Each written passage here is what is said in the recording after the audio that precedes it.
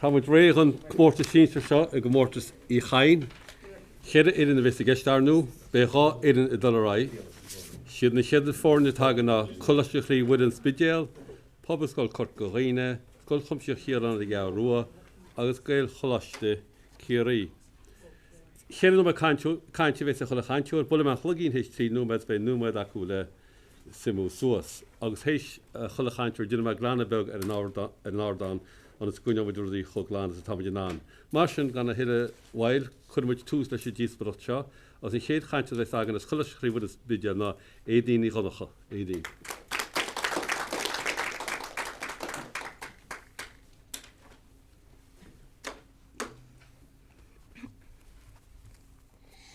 A fiú lá go bhí fearra 2005.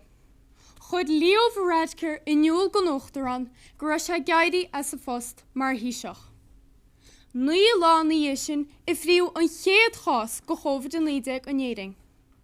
Ní ra sé bhád gur fógraíú pandéim ar fud na crunne. Céir a pandéim. Éon gálar tógealach a scapan go scipaí agus go forlehan ar fud an dam. Smuoinigí ar a ggóthaigh stairiúil. Wara an flámhór le go ghaonra na Eorpa. Wara an flú Spáineach 5 mhilliún duine. Tá na bhir sin sorry ag COVID an lídeag inis. Ar an níú lá fiad go bhí fearra 2005. Bhí ar náisiún beg faoi ionsaí ag an aicíd uafasach seo. Has 3 fortaí polítíochta gólainn le gólainn leis a goga an ná COVID an lídeag a chreid. Coram an náma seo 100 bliain ochan a bhí na díospóireachtaí faoin gonmhar neamhsplachais a chud fian na fáil agus fian na gail in ná chéile. Cuinead, seo hiad a dá fortaí a chreid go fíochhuir sa goga carga. Chud si deire leis an aine stairiúil leis seasa le chéile. Thug siad cíntacht agus ceannaireachtóin in ná mo gátair. Se seasa cholaiste chríomhire ná go bhfuil molla mór tiltte ag a rialtas as sa nóbar atá dinta cub, sa ceannaireacht, sa na córais agus sa gomarsáid. Láró cáinead faoin gomarsáid agus faoin ceannaireacht. Agus bé osí na díiristeach in na córais a curú I bhaim le linn na pandéime. Tá ar návid COVID clásach agus seftúil. I dosach bhí COVID Wuhan an sin alpha, beta, gamma, delta agus inis Omicron. 3.5 milliún cás agus 2.5 milliún básaí. Dá go fandéim seo lorug ar chola hír, muid hain san áibh. Cínte dinú botún agus drochhatún. Cáiliú daoine nár chearta bheith cáilte, a thug rialtas na héireann líon ollmhór daoine sláán sábhailte as sa bandéim seo. In éing, dag sé beagnach 6,000 duine marmh. Ach morach dá obair a rialtas seo, nílas, cibhé teilech eile a bheith faoi bhrón agus scrista faoi nám seo. Tuairisciú san Irish Times I mí na saona. Gur an ráta vaccín is airde agus an ráta báis is sísle san Europe ag éing. Deir siad gúil 7 fan géad gon déanra héis a vaccínáil. Cur a gompar de sin leis an mógáir nach bhfuil ach 59 fan géad héis a vaccínáil. In America, nílach 60 fan géad, agus níos lú na 2 fan géad a gcuidhá an Afric. Céirt bhí rátaí báis? Bhí rátaí báis I bhád níos airde ag ar gúrsannaí, an Spáin, an Rank agus an Fortingéil.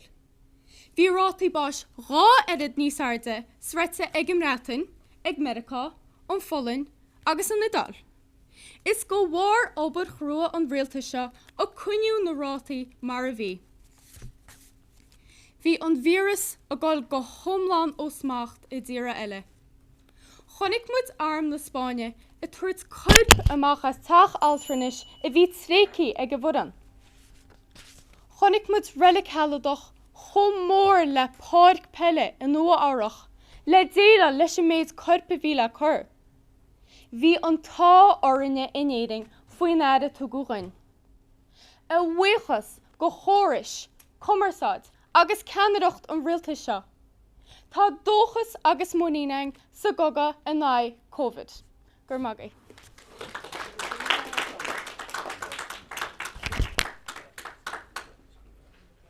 Gur an mí mágad éí. Snis an chéad chaintúir as Poblascáil Corcachaine ná méomh Nic an Oltú.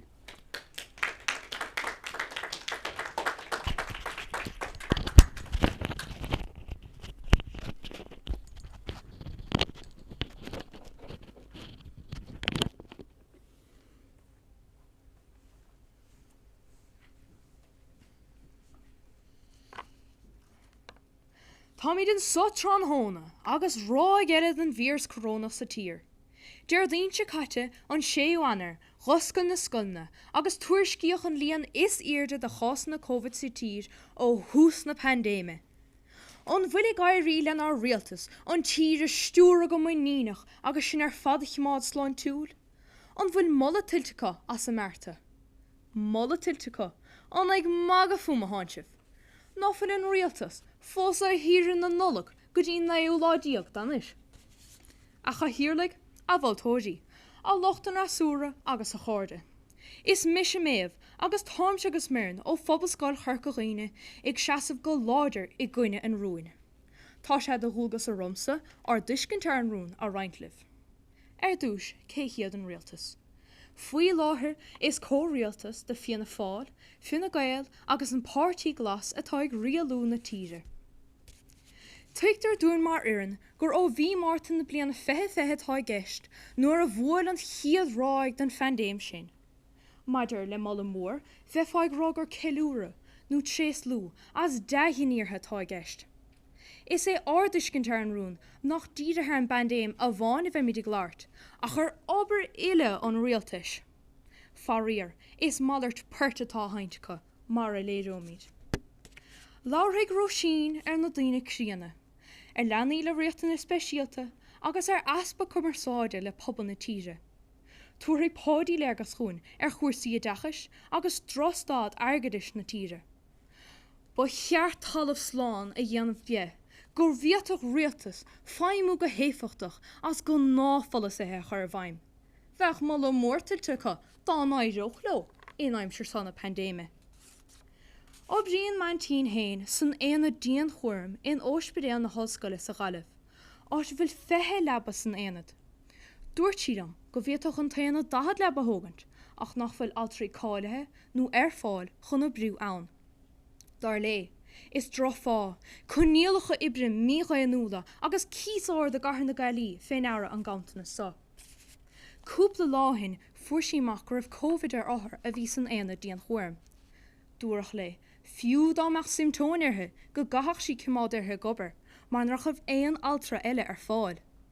Cloistear an tachtan sa an gantanas fórne do 8,000 cuachiad atá na hóspidéal. Seo hiad na cníalacha ibre atá ag altraí na hhéireann agus an chluas mhara áile có ón rialtas. Muna bhfuil in scíalsan aine se róhin. Chroigh únsaí cyber ransomware éile mod feibanna ag óir sláinte atá lochtach, náireach agus ag tepar áthair láineag lei. Dún sé corpig rúisecha córs ríomhreachta an HSE mar go raibh se lag ó thaobh na slandála dhé.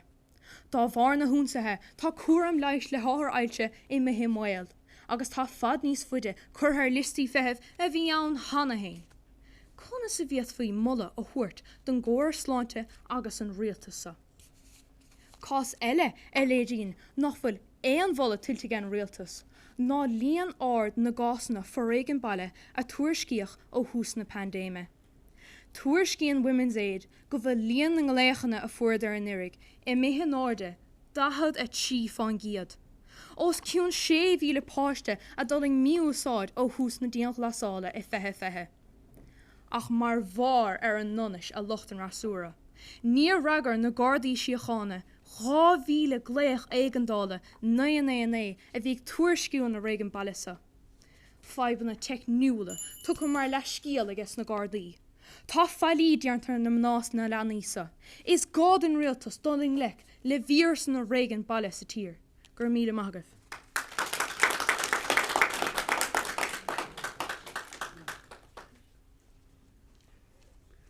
Ja, gur míle mágad.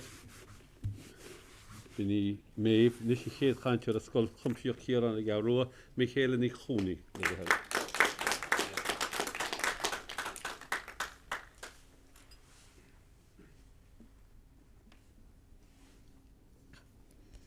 Eilech déisteachta.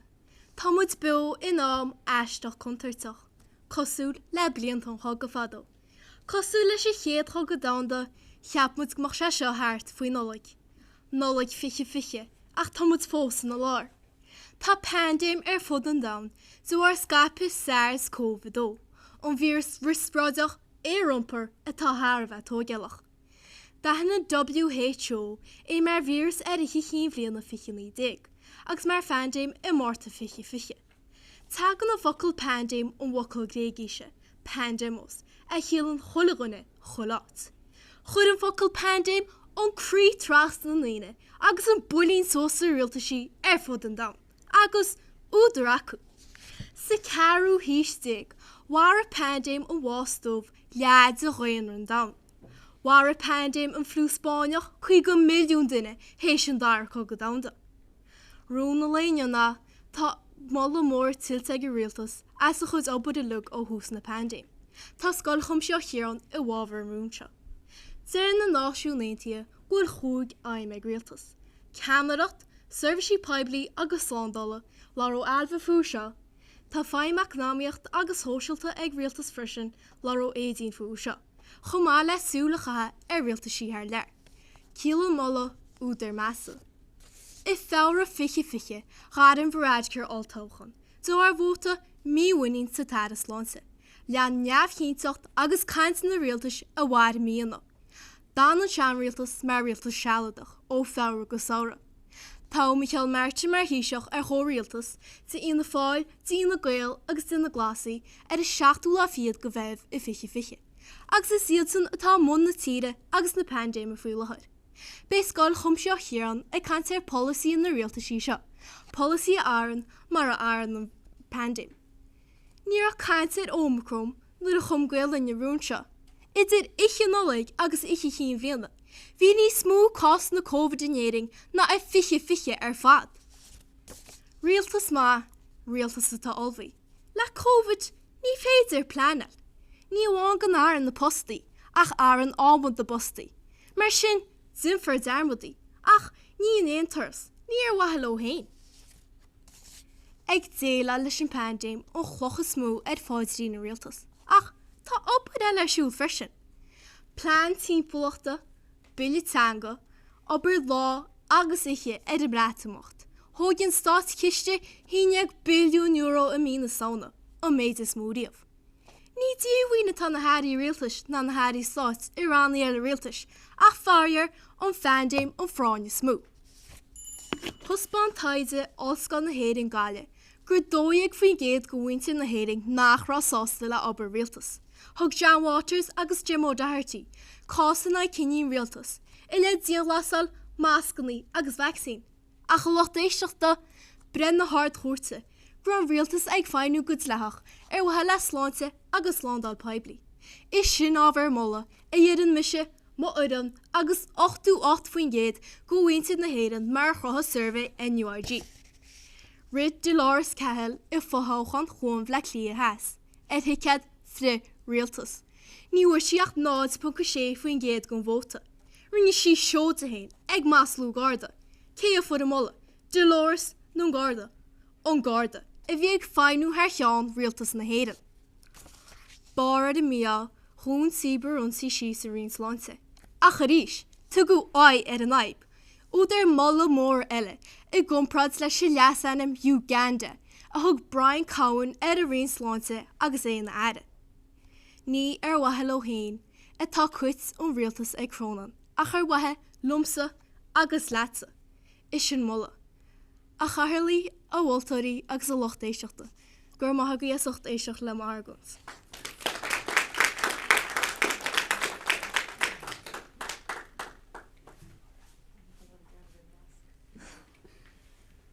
Go na míle maithid Michaela agus inis an chéad chaintúir a scail cholas de Curie Dahi Olin.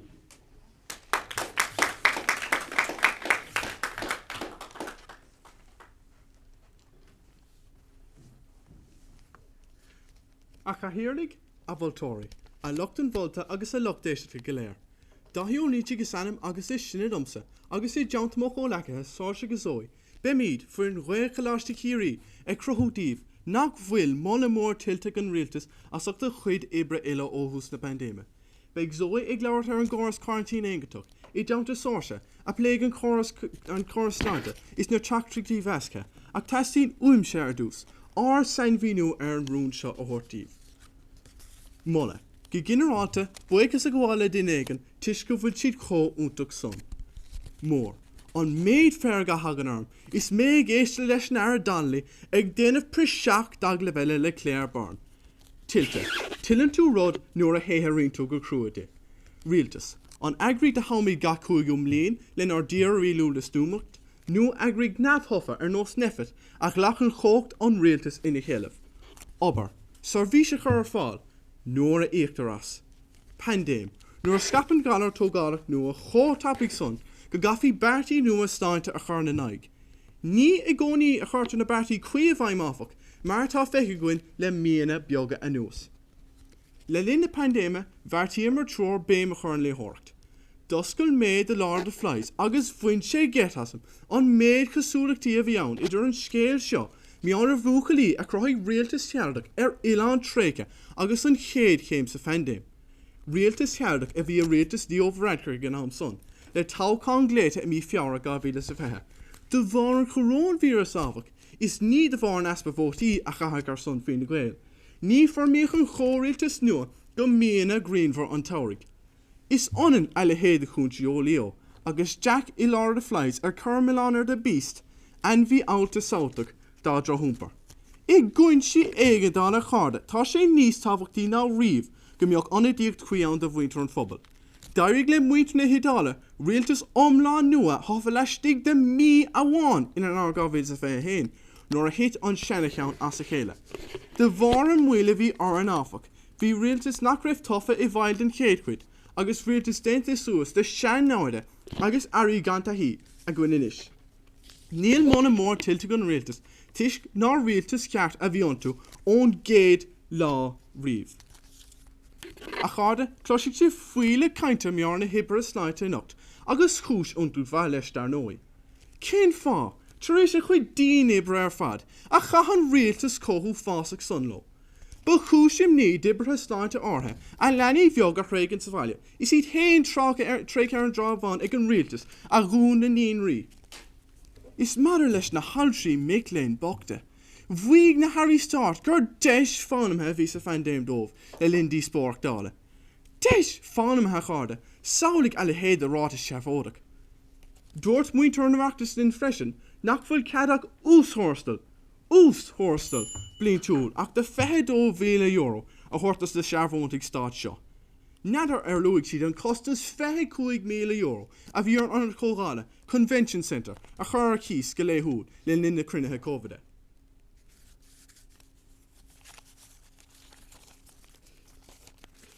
Déag mé tagad a ríist den áir de flies, agus Jack den tuam go bhfuil sé a bhadéir níos fearr ná gach éon eile, agus mar sin tá sé dead líad a rialú. Tá a bhacalí go clostal go soléir ó lár a dal. A cháda tá an támaigh starnú hart, agus Thomas scánach tain a bheith cáin de lechtach lein, neidir bhain bhfuil an COVID harm. Tá tuile Díospóireachtaí ardchaid anna chuir chaláistí cirí le teachtáfach, a crothóigh díomh, nach bhfuil an rialtas tréis freastal ar bhínta an phobal, ag am ar bith le línar géir céime seo. Mína buchas Steve.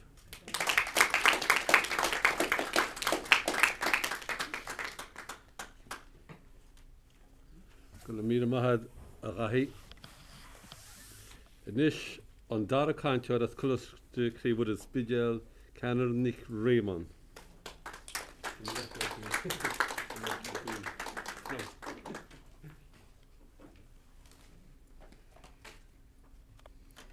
Ar a dara le dé go bhharrta fiche, chuú tús le cogan na tíide seo an ná COVID. Dógad a tíiseach leoverad carreisio agus a créile Bill S. Washington. ní ra ach nuocha cá sa tír an láúd sin, ní ra an vírus ach an na hús. Láir a tíisteach an linne ríist ar lále páric. Lále páric nach ra cosú le ein chean eile, agus mar a dúirt Chadhain ceán nach neanar dermod go brachar. Bhín tíide lug sit ar a talog a baint lána dá hú leis a telefís, agus cuidein fiú is silin na neor. Hiig muinsin na héidir go ra eigendalán, muall ar a gummarsáid hilir, éfachtach a rinne canarí na tíide lin. Hiig muint go ra prána gist, agus mar sin hasmod le chéile a nám gátar. Ó hús na pandéime chud a rialtas béim ar reagracht fersanta. Chudú béim an na seandaoine I bhíle péin a cocúnú agus a clútharú, ar a bsúdar a feibnaí leiseachab, agus ar an mrú a bheitchar agus dochtarí, banaltarí agus ospidéile. Bhí plean a rialtas siimplí agus ilir. Dan mud sa máile, chleachta mud scar a sóisialta, nimúid ar agus láfa. Hábháil an meas agus a muín I bhí ein sa rialtas mud, mar dúirt éidín. Rialtas a rinne ceannacht agus cummarsáid. Bhí mud an líirse, ach ar bhealach eisteach sásta seasa le chéile, rábhéid arónna chéile mar rialtas, mar náisiún. A bhéh tá ardú tacaí a líon na gasnaí for ag an baile, ach bhí naib sin na gúnaí an rih Covid. Ach tá inéistíocht mhórdínta I bhógraí faoin mhórréigean seo am líana, a bhín fer a radio agus ar a televís go léithúil, agus tá breis seirbhísí cóirleireachta chu ar fáil nach ra ar fáil rih Covid, agus tá mala tiltte go rialtas cháhhar. Tá daoine sa tír seo nach greidan an éon wasc, an éon vaccín ná an éon Covid. Ach credan forhór gohainte na héidir sa bandéim, muall ar an muíine tá ein as ar go saineolacha leis. Ón chéad lá ar lú an focail Covid sa tí seo, chur an rialtas dochtúr, ólacha agus olah ar fáilhain. Bhíine siad seochain cad a bhí gceist leis a vírus, fléisiad na sríantalinn agus dragas siad chola cheist a bhí ein mar náisiún. Bhí Tony Houlihan, Luke O'Neill, Ronan Glynn, Paul Reid agus Colm Henry ar a radio ó Waidin go faoin. Mórach a tardan a thug a rialtas go na daoine seo, ar radio, ar chláircha telefíse agus na meán húsealta ní bheith cummarsáid ar bith a tarlú. Agus san náit míon mí cummarsáid dí an tar dochar eisteach mar a chonig mu ag ar gar Trump. Níor bháil aon duine thugad ceannarí chuin blít se ól mar rinne sesin, agus níor scap se daon bhréaga mar rinne uachtar an na Brasíle a bagart go nachróthaisteacha de alligator chádó cean vaccín. Fiú dadú Mary Lou, ben ar bhearla a cosise chuir si tinine ná molachart gan rialtas, go réanta sí agus gur hacha sí lena go cinniche.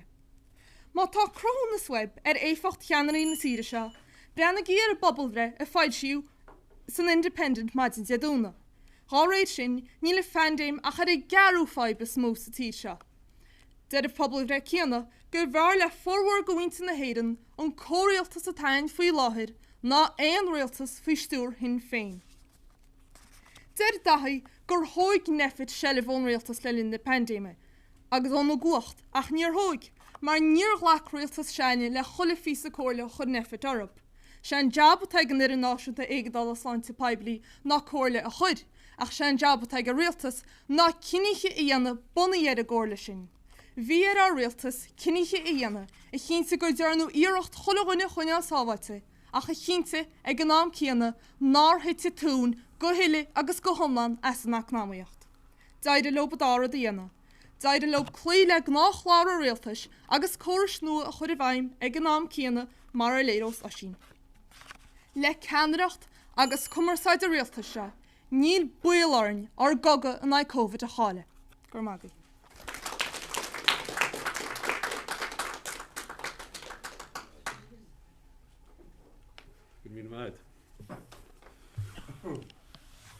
Nis an dara canteoir as pobl scoil Corcaghine, Róisín Dalby. Róisín.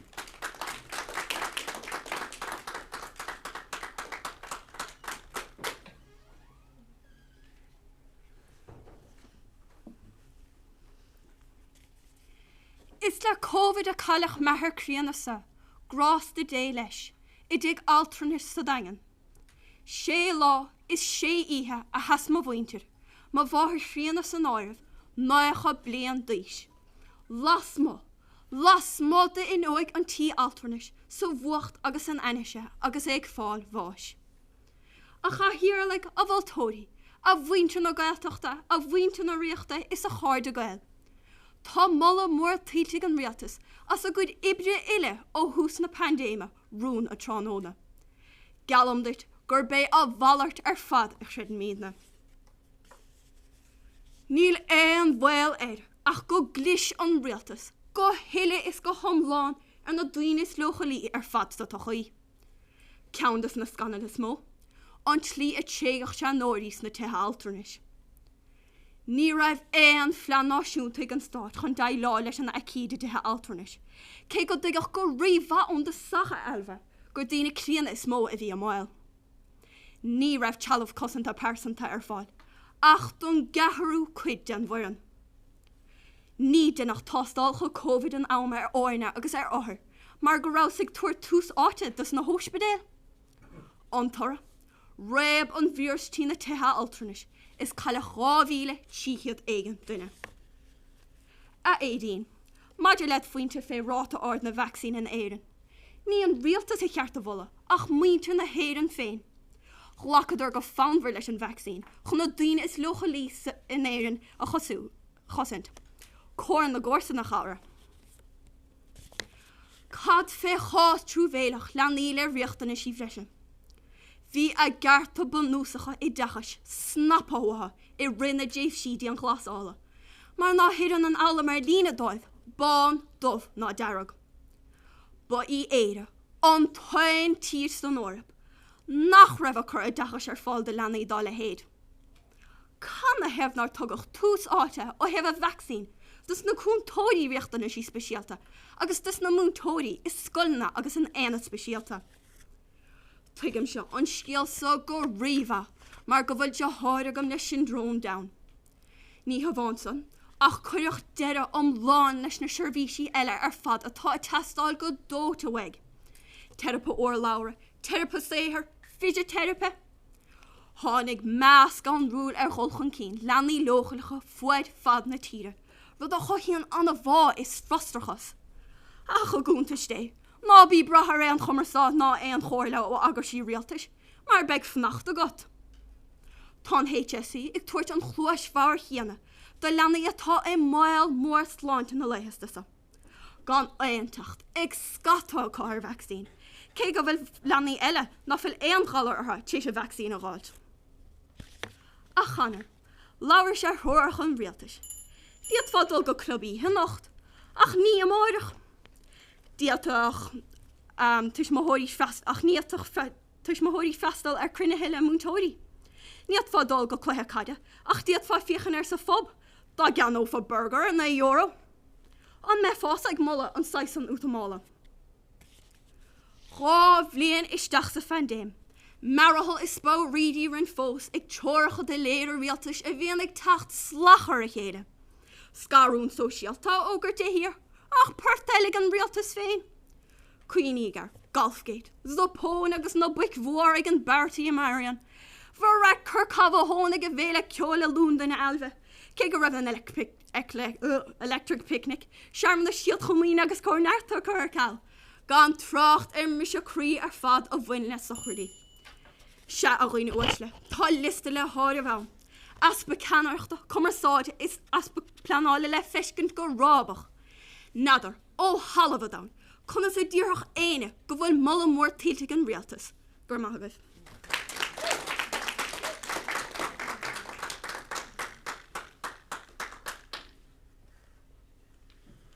Mahan Carlín Róisín. Inis an dara canteoir as a gá rua no éilve ní bhorachú. Alba.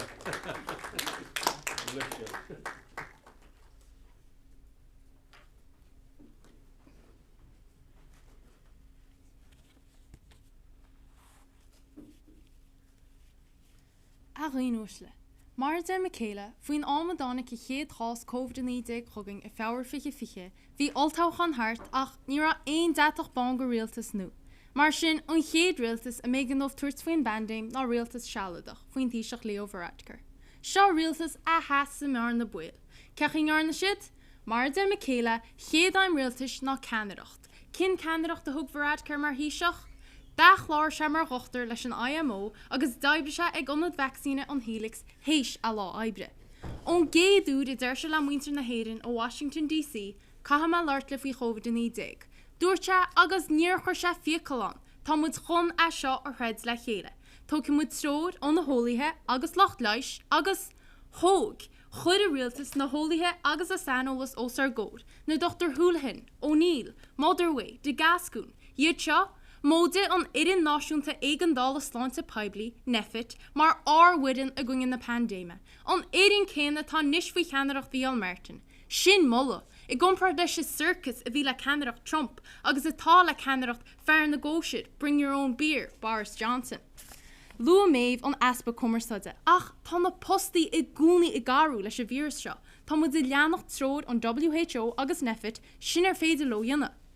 Lawer méh ar chonéalcha aibre na manaltrí, ach sin fandéim is cúis le seo, ní policy réaltais. Dógur an tíiseach rih na nulach, muilú agus dúna imachtaí ihe. Tá Catherine Martin hé 65 milliún euro a íc le locht álíne, arclanne agus picturlanna, agus deisina sé ríiste acu gáil agus a PUP aáil. Sé Jack Chambers stát na Gaeltachta. Dí go rialtas cútah le chuile bhaintí agus nuair a dúrú gur a halaí pobl am bhfuil dohar na pandéime í cú ráchiad cearcha €1,000,000 lo. Tugan na rialtas cúna airigid go chuoine agus pobl buailte ag COVID, ábhar mulla mór. Thug dahí mulla go rialtas na hidala, ach is cáine atá tidte ag rialtas na hidala as a go rátaí báis orda, nach rá luirís adam tógal curp amachchas tiche altranis san nidal. Ba é Simon Harrison taras láinte, agus ní brégurrá go bheitcha ísiteach dar. Daibre se ó ghomh go dumh a cuairtú PPE agus aerolóí. Chur se reachtaíocht $1 riad a dáil ach lech sellver 80 ospedal fríomhadach. Cathú ráchiadach €7 milliún ar 2,300 leab ó breise ospedal agus cearcha 7 leab nó ICU. Tógiú inid war ar nó City West am Loch Lia agus Hala Bailey Allen in Galia agus díanúid le leapracha ar atas gáantanas an ospedal. Cuirú aibrí a riarachan a gopar mar hástalíthe agus oscliú an na tástalcha fudfad na tíide agus a sin faoin tar Stephen Donnelly oscliú an na vaccine fudfad na tíide. Frost an pobl an irin sláinte rialtais agus 9 cear fan géad gan déanra os cían rábhlinn déag héis ráth na hodal. Os cían 2 milliún héis 3 na hodal agus cuirinnis tucaí go gasúd idir 5 agus 1 bhlinn déag. Sirbhís peibli eile tamar aim rialtais na éidechas. Ba é Joe McHugh an tar éidechas I dú samside. I tochtú lá go bháltaine gon chéadú a riamh curú náirteistar cal. Tá gúisteach grádan na measúnithe. Chorus nach gan locht a go lách an CAO agus colostí tríú level leis. Fuair scolarí ortais fiche an áta golostí, printiseachí agus postana a fóver fiche agus faoin arma fólí a fiche hían tugu ráhógus scolarí. Saula, in 9 blian gan ortais de merach, gon chéadú a riamh, fíorhar scolarí, céir detá web. Ábhar molla mór. Chomála si 376 milliún euro a tugu go scolanna le ha oscailt, agus plana roian na níis go ortais fiche dó. Alach déisteachta, níl éon rialtas ag ar díon glasala ógurt, ná gasúra chuingalón scoil, ná ógan í chuingalón bob, ach dinua ar wahala sláinte peibli, ar waha lumsa agus ar waha latsa. Vermagi.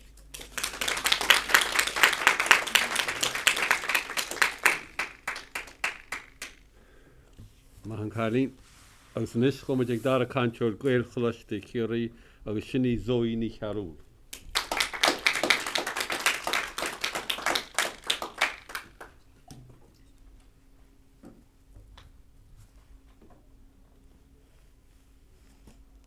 Atá hiirlig a bhultóirí, a locht an bhulta is a cóscalóirí. Is mi sé zóí ní carúil an dar cantóir ó gael chlás chéirí. Agus an nómh, mar dúirt dáhí, bedside play an daragálinn fandéim. Idir lúna sa fé agus a brán fé hain. A chóirda, is cuianlinn go maith gur bholaigh dún ar fad scarún sosialta dhéanamh. Bholaigh de cheandaine chlotharú, rud a bhí dín agus uig nach carthú, agus bhí bac ar gcuoine a gúnta féin ágant.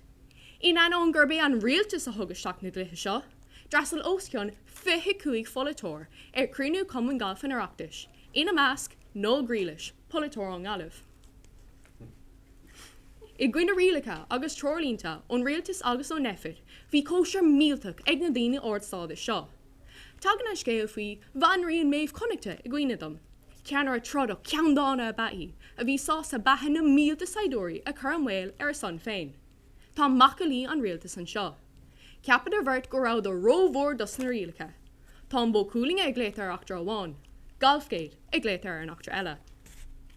Édín agus an rád a vaccínú ord. Ní an mola tiltte ag an rialtas as an rád a vaccínathe.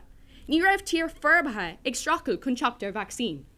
Tá daoine vaccínathe do bhór de obair an HSC agus éibrithe tú slíne, ní an rialtas. Ceafága mé ceacht ag an fálathe ag an rialtas ó Golfgate, ach mo léir. Vaslig an táneiste Leo Varadkar, an Dr. Tony Houlihan ar an Late Show. Ag chur na légar cinál grinché, buzzkill ceart. Dúirt an tíiseach Mícheál Martin go raibh nolach fiúntach le bheith againn. Ní raibh éine ag iarr go bheith sprúnlathe ar nó Scrooge, agus os glíoch an tír na omláin. Gní fláthúla bheann agus haisiil daoine fud fad na tíre, ag githe, ag ól agus an rud is sábachtaí ag catha bhargad. Tá cíisní ag na nolig bhí osceán 8,000 cás na gcuin an aig an le ríis. Bruntain is ceart ón na stúrthirí mór críocha húsam lá clia. Ach tiny Tim Bucht san éana díon chom ar álínú ventilator. Bar leis dá cummátig Leos Mícheál a méil dritha. A bhí céile, déita díos ile a bheith ag luast survey a ar an dáfuointí. In onid an 8 fan géad a phobal na hhéireann, éis go dtí sainólathe ón Institút mór le rá Loí ar folas a haar rialtais is cóir sláinte na pandéma, tá éire sa 5 áit ar lo. Ar an feithú tria abrán, fé hain, chur quarantine éigeantach in Óstáin a bhaimmin éireann. Sé seo níos mó ná blian ina dhéag tús na pandéma. Blian omláin ina raibh turasóirí ná teach díreach isteach sa tír, ar etaltí a bhar bhrad is a bhar bhreis is 8 uair cléig, gan cosint nó é luachá ón vírus. Bhí osceán 7 cás na gcuin chuile lá gan éon riach na sí cartha bhaim. Agus nuair tháinig an córas a bhaim, níor bhain seach le dtíortha nach bhéadach éine a áil ar léirscáil, gan Dúanaland, Legoland is Narnia. Conas gur féidir leis an rasúirt de rá, gur rialtas ciallmhar an drám seo, a léige cuid madí le srá, ag churs i cútah, is gan cinenne a bit a thógant marheala chursóirí a éon rú. Ó sin agus édín, bhfuil fán fós arbh an rialtas sa bhola. A chuirda, níl mí de rá nachfuil obair déanta an rialtas. Be géir céimí agus ní raibh aon taithíochá irthaí. Ach, nuair a tháinig daoine i fábháis chuile lá, caithfar díreoisteach ar bhanistún níos tapúla, agus cinní ciallmhara is éfachtacha a dhéanamh. Ní raibh rialtas na hhéireann in ann na cinní seo dhéanamh, agus lig siad an phobal stracailt is fullingt gan cúis. Caithfar an iarraidh na searbha admháil. Níl aon mola tiltte ag an rialtas as ochtan obair nabh éfachtaach agus contúirteach a rinneadar ó hús na pandéma. Gur agah.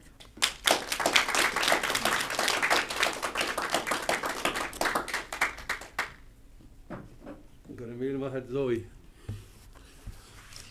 Agus anis le deadach le cainte spideal be osín ó cos le agan.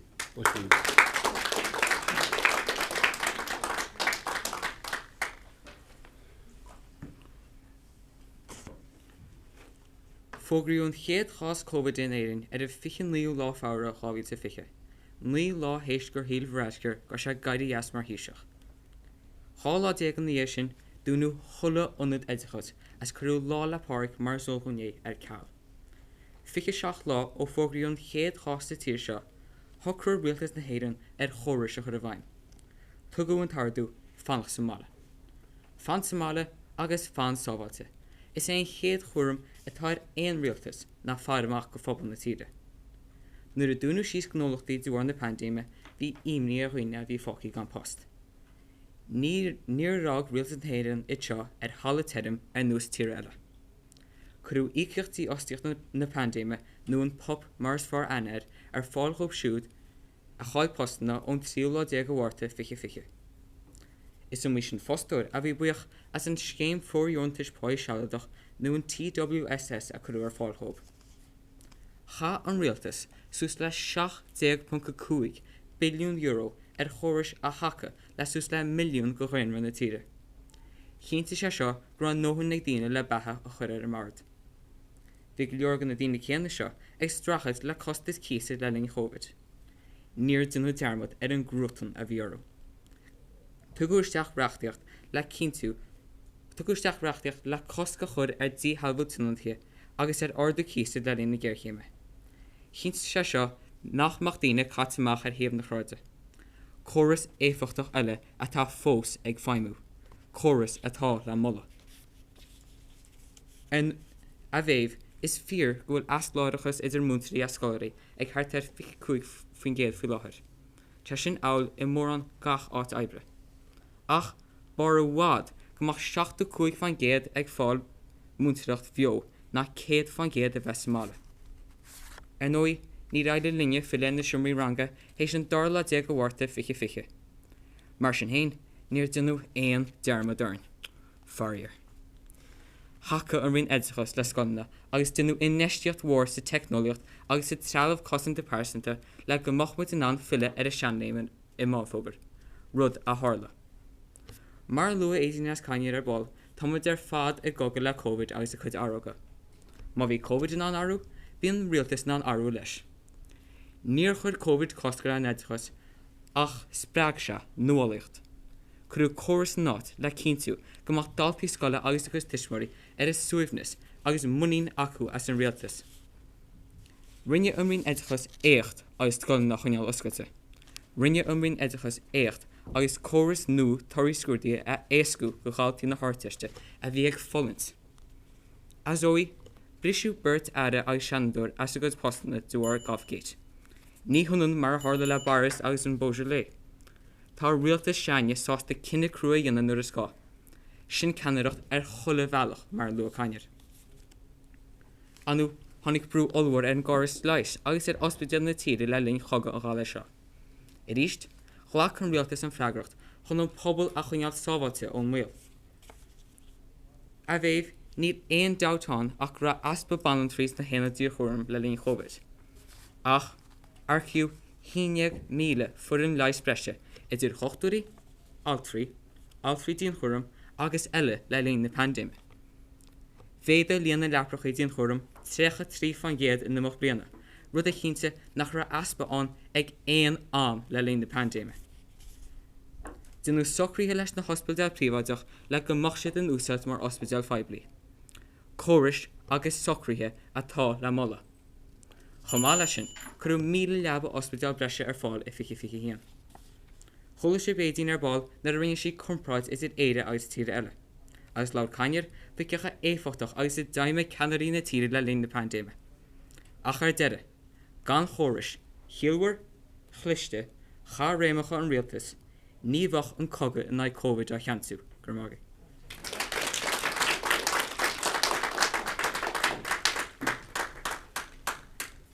Fear sin. Agus san is an caintúil deire as poblbáil corcaíine Páidí Mac Garrett.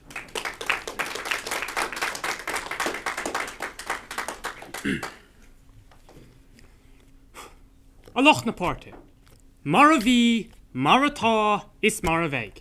Is geall le gach rialtas a fáirtí héin. A cha hiorlaigh a bhiltóirí, a lochtan rasúra, a chóscoláirí agus a cháirde go léis. Tá chuid cainte na poblscoile I tachadéidig agus táim siúráta, goil fearn an scéal anna léis. Nach bhfuil molla mór tiltig an rialtas ó hús na pandéime. A ó sin, bhí sé caint ar chóir an rialtas. Taon sibh go maith gan na mara an taistil fada chun tástáil PCR gáil. Nach an na carach sa 10 láthar airfort atá an tunnad. Trus fada ón spedéal agus ón gahar rua, an bhfuil an cóirsan le molla. Nach sinna bhí bailithe den Zoomáil, is Google rangana, is leanta groundhaganna le lína cíánama. Ach, bhí teachta gunne ar léas. Léadíoch níos mónáíomh I rinne dí an glasála an dail dhiigeteach idir lenaí greibh gléasna có agus an tasta mór tá geantar fé bhíh an táiste. Bhí na níosáid bra ar charnachtaí a bhromdíomhrí dara láimhe ortha tuis ná churann roinine dachas ach airigid crín suúrach ar fáil. Dógus an rapportéir speisialta am chosit na ní greibh scolann na héireann dúnta bhadráda I gúmpráid le limistéad eile snórb. Agus meach drothúmchar, farsing agus dain ag seo eile ní tá fé bhíh an táiste. Ach bé buile mar a hinamice, ná an córas rinú teangháil a bheitstop ó bhíh an bhóir. Cén tar a bhí an Guinnessa. nolig eile fé hir ní an víris agus I dachas le ní fé vagat a ríist. Níl unna díle fáilir fud fad na tíidir is, agus cad é plan rialtas chun tachaí díidir seo.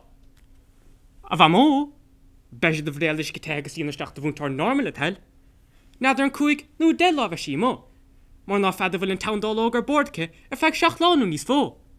Tá an buscín beag fós a gúin an tómar bha mó agus níl faicledíon na bhachtathe, tuh te tapig mó an pinsi darag. Cap magig I cheáin, tep, ní mal mór.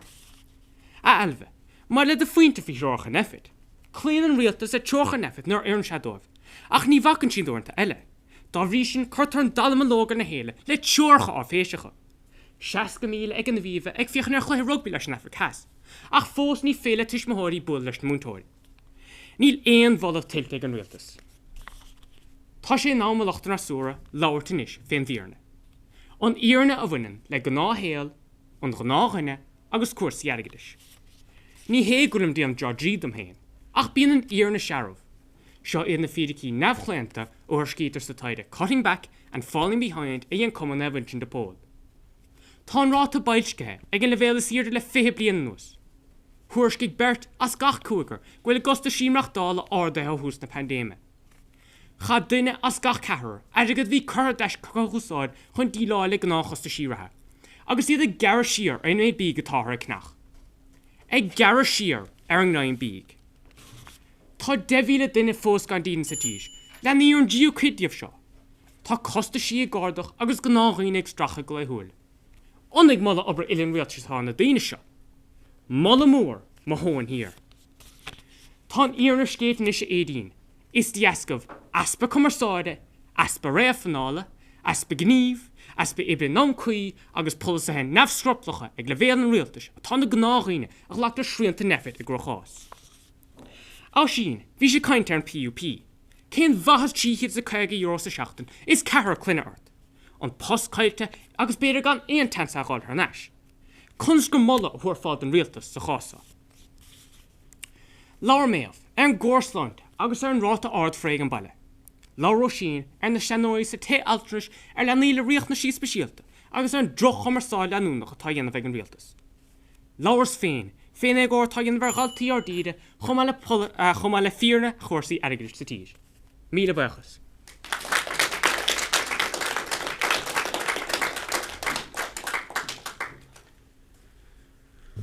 An fear pódaí. Agus inis le deirecha le cainte go compte chéarán be édaoine bháil agan.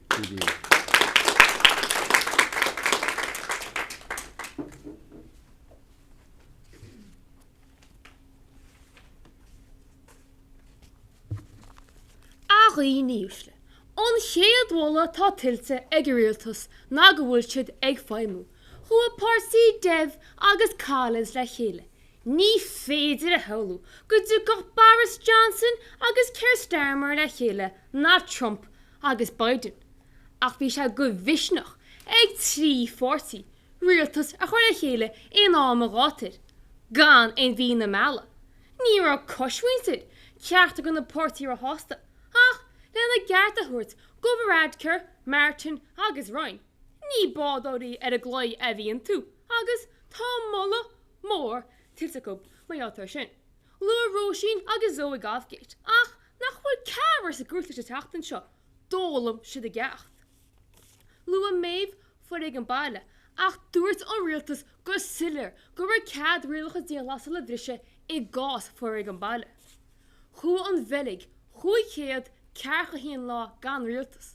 Ní mar ein díocas ar a rialtas heladach, agus díoc muinte na belige go díras. Dus an tadistáinse, Frank Vanderbroek, tá smacht cutting ar a víris, agus tá rátaí báis na belige mar chrochan nús ed seo. Tíd, fés chuaige mún le 3 míle marv. Tá féad an freisin, módí na Hinde, Bolsonaro na Brazíle, Lukashenko na Belarúsia, gus Trump Verica, ar a féin feibdeacht agus isce bhí hala, agus mar thora, ar a cud clásiíochta agus mailedóireachta, tá na rátaí báis is airde ar dain in sa tíiri sin. Siod lads, a bhí cosúil le níró ag sinim ceol agus an rómh ag dó. Láir gathí a dúna an léanaí, ach is ar watha le na páistí óga agus na haibrí a duine an cinenne deacha sin. Tá féim chumid a hóseatá ag chola rialtas, mar é Michaela. Cháir Gina Darty a siochan ináil cheantar an bhíhead, ach níor leiisi ar na maidí. Thug sí stechan ícaíoch pandéma diosithe an PUP, chun carú a hebla diosithe, gus dáda se go tríché chuige sa teachtain. Ag bar réime bhí 600,000 duine ag fála PUP, chun se bíad a mát agus aige de bócaí. Lean heidir chun frisúr mar aire nu, gus tá beg nach 50 billiún euro i cíach. Seo de rialtas ag cólaíanna a bhaid magnáimeachta sin mulla mór tilse. Luair Roisin Marion Gate ach ní brisú ains lí COVID agitation bhí seo tíma agus ní héan gáhaid tenta bhí an. Bhí 5 bord sichata rih na pandéim. Le lei na díon lasala tu go 2.1 milliún euro chun árasan agus ósan a lár go chuoine gan síide. Tá laidú takeid a bhaib, agus there's Peter McFerry gur seanta tá seo daoine a bhela go na sráidanna. A fádi, luair tú áchas na rialachaí, ach ní líonta a bit go neamh cínta chun, tá na postaí i gúnaí garú. Ach í níosle, dún an chola rialtas, seas rialtas na Rúise na Síne gus a choirí a thua dearmadaí. Dúnú gus díon for dearmadaí ar a COVID, mar tag an árátí nu, cos a alpha, beta, gamma, delta, lama, nugus omcón, gus go sálamach déisisin tuga tiile. Ach chrocha SEC gur cholín an dáriltas ó hús na pandéma nó fáim na rialtas, mar bhí na Michaela. Thug alva, samplaí Canadachta go seirbh sé peblií, gus lá mise, hí chuisí aigeid agus samplaí idirnáisiúnta. Níl éon rialtas a ggéar droch nuachta ógart. Tá árialtas dílis á bhaim, go sinúidir molla gus molla mór, taineach an sostéir lumsa ná taineach se leatsa. Bu Uganda las anam Brian Cowan ar a rinsláinte. Tá árialtas, héis trícha 1,000 vaccín a cheola go Uganda, gus lead bhíún eile go Nigeria, go mór Somália, agus go begtha leir, tá molla mór tilse. Gur míle mágad.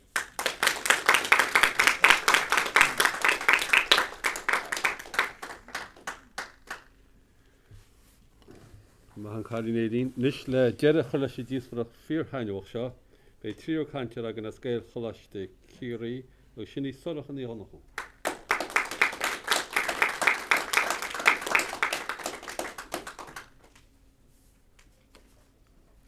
Tá gach an bhí ar cócéim, ach tá cuideacha ar céim níos irda. Déananig sé cíl, giabhalam sé díobh. Acha thuirlaigh a bhultóirí is a luchtan bhulta. Suir sinna gona cús anam dom, agus mar éanam a chomhdóirí dahí agus sóí, tá méid goláin in aig an rún. A bheith céile, déadach srínta a bheith a bhaim go jo.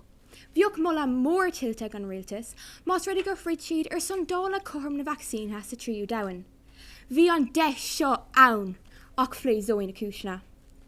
De réir Covax, níl éire ach tríis 1.3 milliún vaccínha a dheonú, ina nón Omicron. Seo ceantas na rátaí is íosla san Aontas Eorpach. Ach muna gredan sibh uamé, é se maichráin an WHO ag plédál na vaccínha. Tá ag tepa arn, ní de bhór clisteachta an vírus, ach de bhór ar námadí féin. Saoilí amis, an leabhar Animal Farm idir lábh aguain. Téann na mucha amach ag óil na femiúirí sebhra ag déanamh de rúd na hanmhatha buchta ag stracailt ar an bhirm. Tá éire i measc an grúpa anólach seo, ag céiliúra na buan na beaga fadas tá an clúas bhabhar áthairt ar an dríú dain, áit as a hagan nachrógan nua ar nós Omicron. Is cuma nó muc duine gan seft.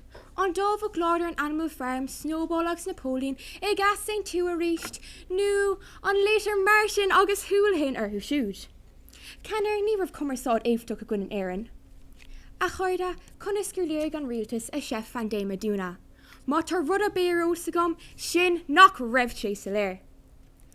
Mar tá rátaigh é dín ní bhíon si gan lucht agus gan áras níl éanaig leir ferfachta ón rialtas i rip pandéma. Ach, bhí club na íthir oscailt agus ní raibh ceadaigh seán atá néim lína díis cóisiir lá brela a bheith aige. Tony Houlihan ag mula úsáid níos leithna an tasas vaccínathe agus Stephen Donnelly ag ránach bhfuil gála sin. Mástrid égur van rialtas le mula gom, táir óin mascathe suas. A réine úsla, tá an trúrgwan trí leabhar agus scéalta úsáid chun an fearna a thuir chun solas. Tá argónta mát déintear ag muintear an dagan ach tá stín ó réil chláiste ciúí dul céim níos fuide. Mar sin, éidín canéir ó sin, alva agus an éidín eile. Cur sibh rialtas na hhéireann ag gomprád le America agus an riocht aonta. Tá tú déanamh nabh ord ar ocail rí háchtach, mula agus mór. Níl mula mór tiltte ag an rialtas, tuis go bheith níos fearr ná Biden nó Trump nó Boris. Agus alva agus an adachas. Fré tú an méid dína a bhór géad ráha ollscoile mar aon seagrah over dúntaach á dhéanamh ag an rialtas. Nadidir ar smuoine tú ar na micléin bogta a chur ar cuasaí ollscoile ar athláán bhlín cotta agus a fuair foic an bhlín seo. Rinne Simon agus an rialtas glán de rúd ar thu siúd. Fuiara na seacht nachna. Na seacht rialcha a bhfuil na hanfa ar an bhirm agus scrisach trí botún. Seach botún a denach, ní has datar é seo. Iver a hain, níraigh an rialtas na haltí micléin. Iver a dó, chur an rialtas bach a ghlaoin a slán á gáin a bhainter ag siad ag fáil bás i dtithe altanis. Iver a trí, tá gauntas múntóirí ann mar ní íochtar i gcearttíad. Iver a cethir, dúnach té torna ach tá rágan a COVID sa bunscoilna as 8 dé. Iver a cuaig, tá an pandéim fris cuasaí meabhart láintíanamh níos massa agus níl freigra ag an rialtas. Iver a sé, tá gnóiltí beaga nach nos glóigh riomh a rís trí se bheith iasheile cho ada. A chuir de gail, sin mo chuid am hranóna, ach fan second. Is beag nar dhéan mid rúdar a never seacht. Díreach ón leabhar. Tá gach duine ar céim, ach tá chuidecha ar céim níos irda. Nach néanann sé cíl inis. Gurb mí mágwah.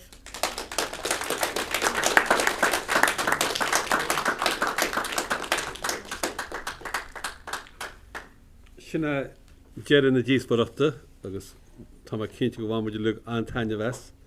Nis ben jab le dúna ag na moltóirí agus san.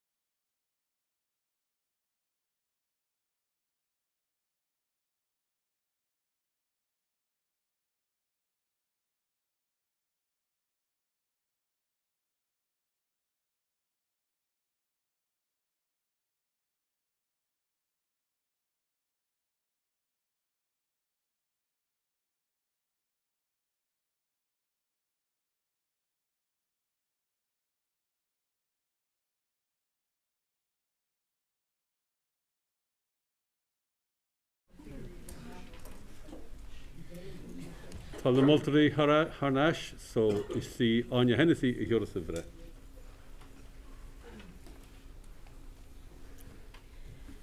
Gur mag Jo Bhí sé héintach tá rábhlíon caite an uíarnach gur mise a mu. Bhí mé moltóirt Craobh na mún sa Comórtas eile Craobh an fíorsigh gatharúnéisci mí fiabhra rábhíle agus a fithe, so tá sé go hénta go bheith muéis.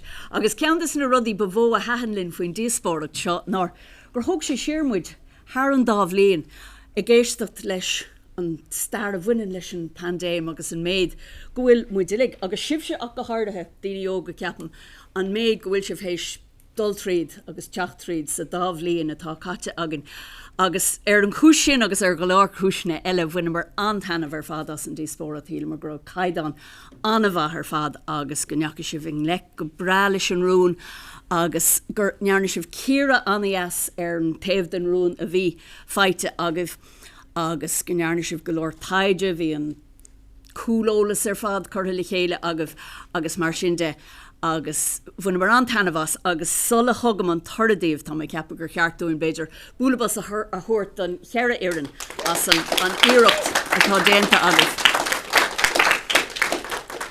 Commisar gáin agus freigart pointí cuasaí ground, bhí sé anamh ar fad mar díospóireacht agus anna choléir ar fad go bhfuil go leor cleachta aga bhfuil ar díospóireachtaí a olabhú agus a chorós ar ggóir. Ach foréir bhí oring rá ar an aránú le churaig ag Craobh na hÉireann. Díreach pointe bháin dus na fórne ar fad mar tásúlagam sibse a bheith raslin ó rís sibse tá a dollaraig ag Craobh na hÉireann agus beidir nuair a héin sibaraig go dtí choláistí tríú le bhéile agus mar sin de go me se fósa plé le cuasaí díospóireachta agus tásúlagin go méid. Bí cuaramach faoi chósaí ama. Tá ceanóid cainte agat. Agus cai sibh a bheith cínte cailann tú marcan a héan tú I bhád tharám nó muna héan sibh cho fada leis an ceanóid. Ach taobhastíigh den ceanóid sin tá roint pointí agah tá roint freigart pointí le déanamh agus mar sin de. Tá sé táhachtach go dogan sibh an méid cheart ama de gach cuid den píosa cainte atá agah. So tá sé éasca an nómarcha ama a chahabh ar an legan amach agus an San Vino ag an tús. Tá sé éasca an nómarcha ama a chuirt go freigart pointí a héana agus a raig. Tá sé dénéireacht an freigart pointí a dhéanamh go gunta. Agus tá sé sin anna hábhachtach ar fad. Agus tugann sé sin sais cothraíocht tríd an ceanóid nó an tríóid cainte tá ag na sóisiir. Nuair atá an bhultóireacht a dhéanamh agan ar an díospóireacht tríd síos. Ach an méid sin ráte hílamar fóscar an díospóireacht a bhí ann. Hílamar go raibh gá ar an ann a thuig in leis an taobh den ruúin a tugadh dóibh beaganí níos fearr sa díospóireacht seo go raibh an obair idir an iireann ar fad beidir beaganí níos fearr. Agus tríd síos go raibh cumas díospóireachta beaganí níos fearr. Ní raibh mór an ann, bhí mar ar éintin faoin tora agus ag an deire denimid cógárdicus leis an dá iireann atá a dollaraig go Craobh na hÉireann sin iad choláiste chuimhire an spidéil agus scoilchuim seo Ciaráin.